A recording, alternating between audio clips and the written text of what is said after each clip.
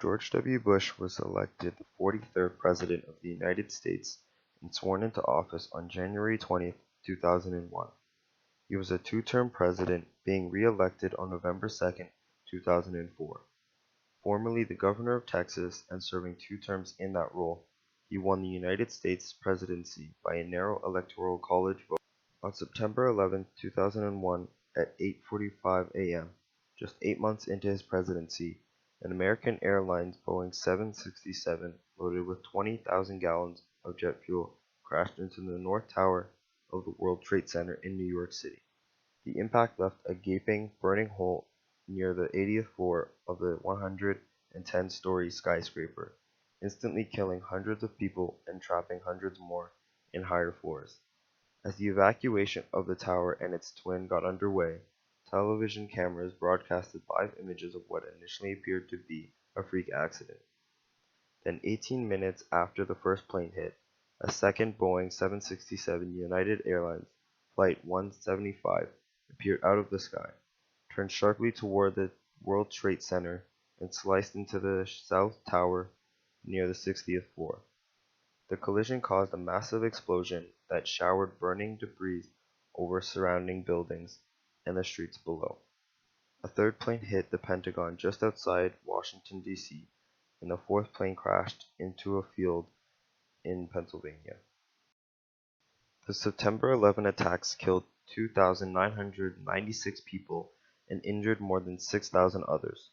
All of those perished were civilians except for 71 law enforcement officers and 343 firefighters who died in the World Trade Center and on the ground in New York City. Overall, 2,605 U.S. citizens, including 2,135 civilians, died in the attacks, but an additional 372 non-U.S. citizens also perished.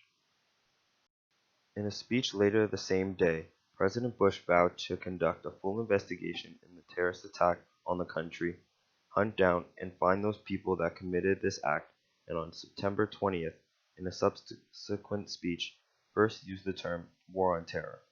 The War on Terror, also known as the Global War on Terrorism, refers to the international military campaign that started after the September 11 attacks on the United States. Congress passed and President Bush signed the Homeland Security Act of 2002, creating the Department of Homeland Security, representing the largest restructuring of the U.S. government in contemporary history. Congress also passed the U.S. Patriot Act, stating that it would help detect and prosecute terrorism and other crimes. Bush's efforts and attempts to vindicate the United States after the 9/11 attacks were seen as courageous and decisive, but as more and more questions were asked about the underlying motives and evidence to support the decision-making and justify the extreme use of force, there were also questions about if the actions were being directed at the wrong individuals and/or groups. Bush's war on terror, of course, did not just have one goal, but several. One of the goals that Bush announced was that he wanted to prevent another attack on the American homeland such as occurred on 9/11. At this, he succeeded.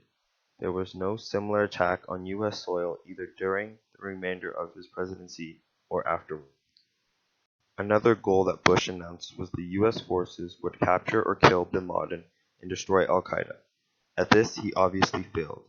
Bin Laden, his deputy, and other al-Qaeda leaders remained at large during his presidency. More importantly, al-Qaeda's main affiliates, if not al-Qaeda itself, if anything, increased their activity in more countries in the Muslim world and elsewhere.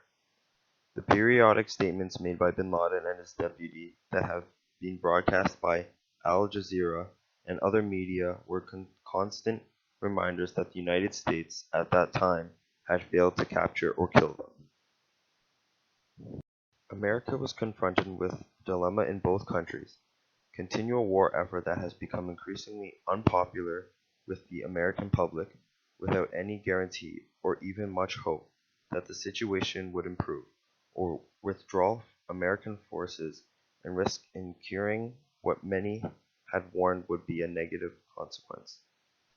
This was clearly not the situation that the Bush administration anticipated when it first launched its invasions of Afghanistan and Iraq.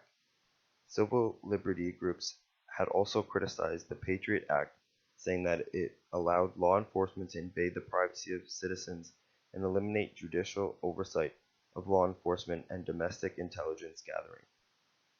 The two signature policies of Bush's war on terror, the invasions of Afghanistan and Iraq, have had mixed results. On the one hand, both invasions succeeded in driving out of power the Taliban and the Saddam Hussein regimes, both of which were highly authoritarian, repressive, and hostile toward the United States. On the other hand, the United States had not succeeded in establishing peace and security in either country, even after many years of fighting. Early in the morning on August 29, 2005, Hurricane Katrina struck the Gulf Coast of the United States. When the storm made landfall, it had a Category 3 rating on the Saffir-Simpson hurricane scale. It brought sustained winds of 100 to 140 miles per hour and stretched some 400 miles across. The storm itself had a great deal of damage, but its aftermath was catastrophic. Levee breaches led to massive flooding, and many people charged that the federal government was slow to meet the needs of the people affected by the storm. Hundreds of thousands of people in Louisiana, Mississippi, and Alabama were displaced from their homes, and experts estimated that Katrina caused more than $100 billion in damage. Bush didn't pay attention to the biggest news story of the moment because he was on vacation and allowed himself to get isolated from the country. Making matters worse was that 67% of New Orleans was African American and 30% of the residents were poor, creating the impression that the government was insensitive and neglectful of minorities and the less fortunate. Bush declined to visit the devastating area right away. White House aides said at the time that Bush didn't want to cause disruptions in rescue and recovery efforts by diverting security and communications to himself. But Bush allies privately conceded that he could have quickly visited somewhere along the Gulf Coast with minimal disruption, perhaps a staging site to show solidarity with victims of the hurricane and the first responders. His supporters said later that his slow reaction and the weak federal, state, and local response to the hurricane undermined Bush's reputation for being an effective crisis manager and a decisive leader.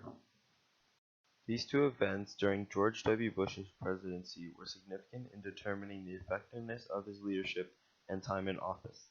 The mixed results of his war on terror, including not finding the weapons of mass destruction that were used as a justification for much of the U.S. efforts, and his lack of response to suffering and devastation caused by Hurricane Katrina, has led many to see him in a negative light.